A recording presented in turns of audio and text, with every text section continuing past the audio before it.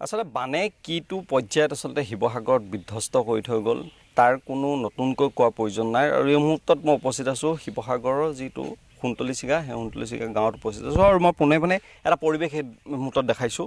এই যিখন নদী আপোনালোকে দেখা পাইছে এইখন হ'ল মিটং আৰু ইয়াৰ যিসকল স্থানীয় লোক তেওঁলোকে অফ কেমেৰা মোক ইতিমধ্যে কথাসমূহ কৈছে যে এই মিটং নদীৰ যিটো পানী সেই পানী কোনো কাহানি ইমানটো পৰ্যায়ত পানী আচলতে দেখা নাই। ইয়াত যিসমূহ খেতিপথাৰ আছিলে সেই খেতিপথাৰসমূহ সম্পূৰ্ণৰূপে বিধ্বস্ত কৰি থৈ গ'ল।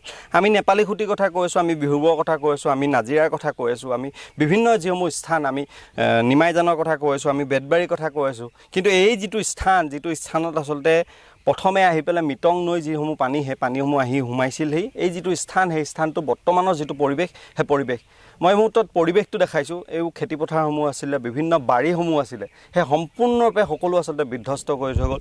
এই যিটো স্থানত মই উপস্থিত আছোঁ, এই যিটো মথাউৰিত উপস্থিত আছোঁ, এই মথাউৰিটো প্ৰায় 50 বছৰ আগতে নিৰ্মাণ কৰিছিল, কিন্তু আজি পৰ্যন্ত এই মথাউৰিটো কোনো ধৰণৰ নিৰ্মাণ নকৰিলে, যাৰ পৰিপ্ৰেক্ষিতত ইয়াৰ যিটো মথাউৰি আছে মথাউৰিটোৰ প্ৰায় জেগাই জেগাই এবুকু জেগাই জেগাই আচলতে এটা সম্পূৰ্ণ মানুহ ডুবি যোৱা পৰ্যন্ত পানী ইয়াত হৈছিল।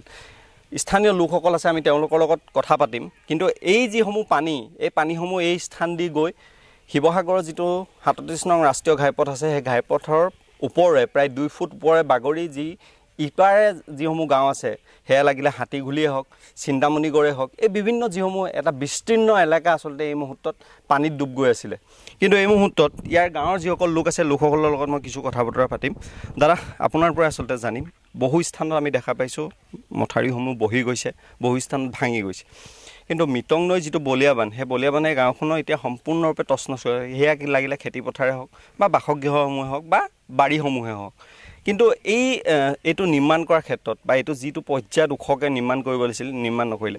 মই এই যেতিয়া পানীসমূহ বাগৰিছিল মই সেইদিনাখনৰ কাহিনীটো অকণমান জানিব বিচাৰোঁ যে 19 তাৰিখৰ দিনাখন যে হঠাৎ আমাৰ ইয়াত পানী আহিছিল, প্ৰায় আবেলি সময়ত পানী অহাৰ লগে লগে এই মথাউৰিটো পানী বাগৰিব লৈছিলে। পানী বাগৰোতে স্থানীয় গোটেই গাঁৱৰ যুৱক আহি লৈ পেলাই মাটি বস্তা ৰাখিবলৈ চেষ্টা কৰিছিলে, কিন্তু এনেকুৱা এটা পলয়ংকৈ পানী আহি গ'ল, কিন্তু ৰখাটো সম্ভৱ নহ'লে। মথাউৰিৰ ওপৰত কোনোবা এবুকু হৈ গ'ল, কোনোবা মানুহ ডুব যোৱা এনেকুৱা এটা অৱস্থা হৈ গ'ল। হৈ যোৱাৰ লগে লগে মানুহখিনি যেন তেনে নেশ্যনেল হাইৱেলৈ উঠি দিলে। ইয়াত কোনো মানুহৰ ঘৰত বস্তু মানে কোনো বচাবই নোৱাৰিলে। গৰু ছাগলী চব ৰাইজে মেলি দিলে, য'ত গৈছে আৰু হাঁহ কুকুৰা যিমান যি আছিলে, জীৱ জন্তু যিমানবিলাক আছিলে, পশুধন আছিলে, চব ওলাই গুচি গ'ল। মানুহবিলাক যেন তেনে হাইৱেৰ ওপৰলৈ গ'ল।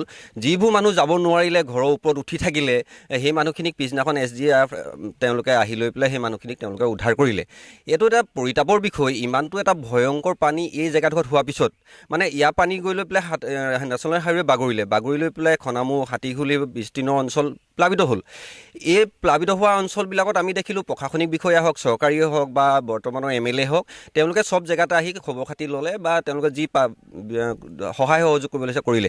কিন্তু এই সুন্তলীচিগাই হওক, মানে এই সুন্তলীচিগাৰ লগত দাঁতিকাষৰীয়া যি 5-6খন গাঁও আছিলে, ইয়ালৈ কোনো এজন বিধায়কেই হওক বা প্ৰশাসনিক বিষয়াই হওক বা চৰকাৰী বিষয়াই আজিলৈকে কোনো নাহিলে। বিমল বৰা ডাঙৰীয়াকো আমি গৈ কৈছিলোঁগৈ যে দাদা আপুনি এবাৰ আহক, আমাৰ এই অঞ্চলটো এবাৰ চাই যাওক। তেওঁ আশ্বাস দিলে যাম বুলি, কিন্তু নহ'লে।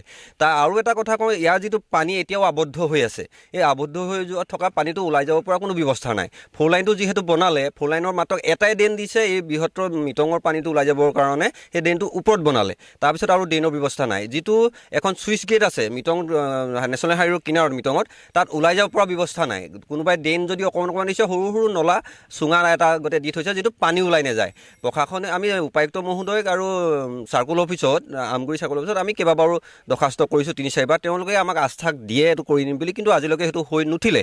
সেইটো কাৰণে এতিয়াও পানীটো আবদ্ধ হৈ আছে। কিন্তু ইয়াৰ পিছতো আপুনি জনাওঁ যে ইয়াত যিটো এইটো মথাউৰিটো যদি আছে, এই মথাউৰিটো যদি আপোনাৰ এতিয়া মানে ভাল হৈ থকাৰ পাছত যদি ৰিপেয়াৰিং নকৰে নহয়, ইয়াৰ পিছত আমাৰ এটা আছে ভদিয়া বান বুলি এটা আহে বা পূজাৰ সময়ত এটা বান আহে। যদি এই বানটো আহিবলৈ হয় নহয়, এই গাঁওখন আকৌ একে অৱস্থা মানে হৈ যাব এতিয়া যদি মেৰামতি নকৰে। আৰু তাতকৈ দুখৰ কথা, ইয়াত কোনোতো নাহিলে প্ৰশাসনিক বিষয়া, কিন্তু ইয়াত ছাৰ্ভে নামত যিটো 15,000 টকা দিছিলে সেইটো ইয়াত সোমোৱা নাই। কিবা খেলি মেলি পিছত সোমাব বুলি কৈছে, সেইটো অনিশ্চয়তাত আছে। ইয়াৰ পিছত যিটো ইয়াত শিক্ষক দিছে, প্ৰশিক্ষণপ্ৰাপ্ত শিক্ষকক দিছোঁ বুলি কৈছে, কিন্তু আমি যিজন শিক্ষক আহিছিলে তেওঁৰ লগত কথা পাতিলোঁ যে ইয়াত বহুত পশুধন মৰিলে, ইয়াত বহুত বস্তু মানুহৰ লোকচান হৈ গ'ল। যিহেতু মানুহে মথাউৰিত লাগি থাকোঁতে ঘৰৰ বস্তু একো বচাব নোৱাৰিলে, চব শেষ মানুহৰ ঘৰত। তাৰপিছতো তেওঁক সুধিলোঁ, তেওঁ অকল মানুহৰ ঘৰত সোমাইছে বা কাৰোবাৰ ঘৰত সোমোৱা নাই ৰাস্তাৰ পৰা, যে কৈছে যে আপোনালোকৰ ৱাল খহিলে নি। ইয়াতো ভূমিকম্প অহা নাই, এইটো পানীহে হৈছে। ভূমিকম্প আহিলে বোলে বহি যাব, ৱাল ভাঙিব।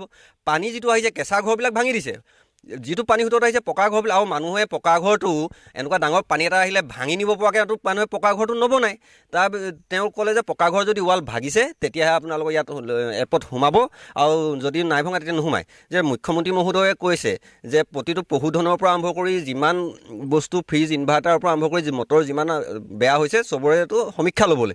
বিমল বৰা ডাঙৰীয়া এইটো প্ৰেছ কনফাৰেন্সত এইটো সেইদিনাখন দেখিছোঁ তেওঁলোকে কৈছে। কিন্তু যিজন শিক্ষক দিলে তেওঁ প্ৰশিক্ষণপ্ৰাপ্ত হয় নে নহয় সেইটো নাজানো, নে তেওঁ চাৰ্ভে কৰিবলৈ ইচ্ছা নাই নাজানো। মানে চৰকাৰে যিহেতু সাহাৰ্য দিব, তেওঁ প্ৰকৃতাৰ্থত তেওঁ চাৰ্ভে কৰক, এই লিষ্টটো তেওঁলোকে তাত পঠাওক। মানুহখিনিতো মানে 15-20 বছৰৰ কাৰণে মানুহখিনি শেষ। খেতিপথাৰৰ নামত আজি 3 বছৰ ইয়াত খেতিপথাৰ মানুহখিনি নাই। কণ্ট্ৰলৰ চাউল খাবলগীয়া হৈছে মানুহ। বেলেগ জেগাৰ পৰা কণ্ট্ৰলৰ চাউল কিনি আনি নিজে পোৱাটো পোৱাই, বেলেগ জেগাৰ মানুহে পোৱা যিবিলাকে নাখায় সেইবোৰ পইচা তেওঁলোকৰ চাউল কিনি আনি মানুহখিনিয়ে খাবলগীয়া এটা পৰিৱেশ। তাৰপিছতো আজিলৈকে অখিল গগৈ ডাঙৰীয়াক বোলে ক'ৰবাত কোৱা শুনিছোঁ বোলে সোণতলচিগাত বোলে এআঁঠু পানী হৈছিলে। তেওঁ চকু মুদি আছিলে নেকি? তেওঁ দেখা নাছিলে নেচেলহাৱে পানী বাগৰা? এইখন গাঁৱত এবুকু পানী, মানুহ থাকিবলৈ জেগা নাই। তেওঁ প্ৰশাসনক যদি তেওঁ কোনোবাই কৈছেও তেওঁ মানুহে, তেওঁ প্ৰশাসনৰ লগত এইটো সুধিব লাগিছিলে যে সোণতলচিগা গাঁওখনৰ কি অৱস্থা আছিলে। আজিলৈকে তেওঁলোক ইয়াত উপস্থিত নহ'লেহি, কোনো এজন চৰকাৰ বিষয়া ইয়াত উপস্থিত নহ'লে। একদম দুখৰ বিষয় এইটো। নিশ্চয়কৈ মই আপোনাৰ পৰা জানিম, কিনাৰৰ শিৱসাগৰ সমষ্টি, কিনাৰৰ সমষ্টি, ডিমৌ সমষ্টিৰ যিজন বিধায়ক তেওঁ এতিয়া জল সম্পদ মন্ত্ৰী, কিন্তু তেওঁ এতিয়ালৈকে এই স্থানত আহি উপস্থিত হোৱা নাই। আপোনালোকৰ মথাউৰিটো আপোনালোকে ইতিমধ্যে উল্লেখ কৰিছে যে 50 বছৰৰ অধিক হ'ল এই মথাউৰিটো, কিন্তু এই মথাউৰিটো যেতিয়া আকৌ পুনৰ বলিয়াবান আহিব, এই গাঁওখন সম্পূৰ্ণৰূপে বিধ্বস্ত কৰি দিব, কি ক'ব? আমি এটা সাংঘাতিক ধৰণৰ আশংকাত ভুগি আছোঁ যে বানে সম্পূৰ্ণৰূপে গাঁওখন বিধ্বস্ত কৰিছে। সমগ্ৰ শিৱসাগৰ জিলাবাসীৰ আমি ভাবোঁ ৰাজহাড় টুকুৰা টুকুৰকৈ ভাঙিছে।